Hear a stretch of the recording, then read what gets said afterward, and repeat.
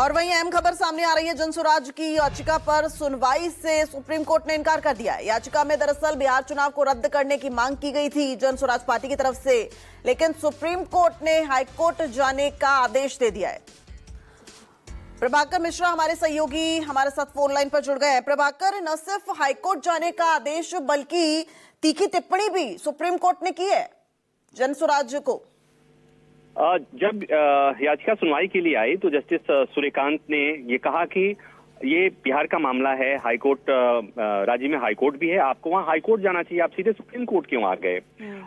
आप हाईकोर्ट जाइए, आदेश नहीं कहेंगे, उन्होंने कहा कि आप हाईकोर्ट जाएं, मतलब आपकी मर्जी है तो आप हाईकोर्ट जा सकते हैं। तो इन्होंने अपनी याचिका वापस दे दी।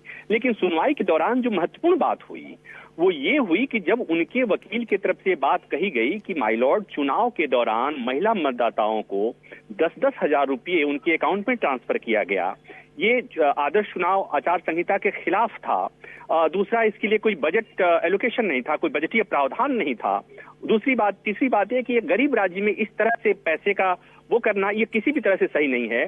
उसके बाद जस्टिस सूर्यकांत की जो टिप्पणी आई वो बड़ी अलग तरह की टिप्पणी थी कि आपको जनता ने नकार दिया, आपको वोट नहीं मिला, आपको जनता ने नकार दिया, तो आप लोकप्रियता पाने के ये जुडिशियल फोरम के जरिए यानी अदालत के जरिए याचिका दायर करके आप लोकप्रियता पाने की कोशिश कर रहे हैं।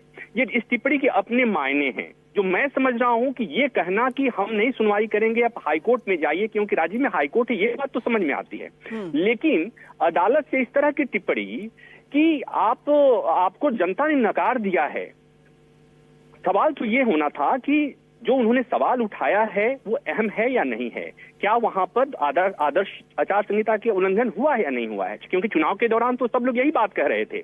तो मुझे लगता है कि इस टिप्पणी के बाद अब हाईकोर्ट में भी कुछ ऐसा इस मामले में कुछ बहुत सकारात्मक प्रशांत किशोर और उनकी पार्टी के लिए मिले, इसकी संभावना कम है। ऊपर से एक मैसेज और ये जरूर चला गया कि प्रशांत किशोर की पार्टी को सुप्रीम कोर्ट से फटकार लगी है। बहुत शुक्रिया प्रभाकर इस तमाम जानकारी के लिए और इस अपडेट के लिए।